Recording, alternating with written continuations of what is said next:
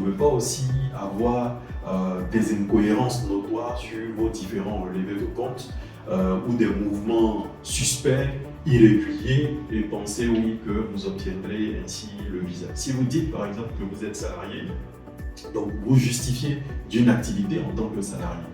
Donc je suis salarié, j'ai 1 million de francs CFA de salaire.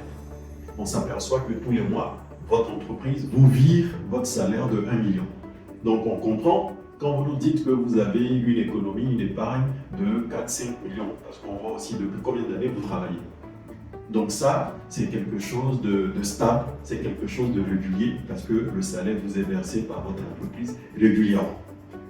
Par contre, vous nous dites que vous avez un salaire de 180 000 francs et vous avez une épargne de 15 millions. Vous travaillez il y a à peine 2 ans. Comment ça s'explique? On s'aperçoit effectivement sur vos relevés de compte que tous les mois, votre employeur vous vit ces 180 000 ou ces 200 000.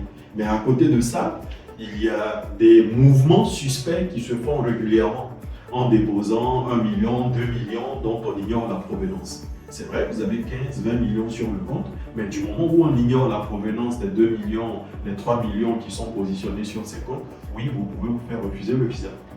Donc, il faut éviter ces incohérences sur les différents comptes parce que ça fait échouer. Donc, je rappelle encore une chose, comme je le dis très souvent dans mes lives, une demande de visa, ce n'est pas l'argent sur le compte qui donne le visa, c'est la documentation et la bonne information. Donc, tant que vous avez ces deux éléments, il n'y a pas de raison que ça ne se passe pas bien. Et il faut savoir que pour les différents pays de l'espace Schengen, il y a ce qu'on appelle des frais viatiques journaliers qu'il faut avoir.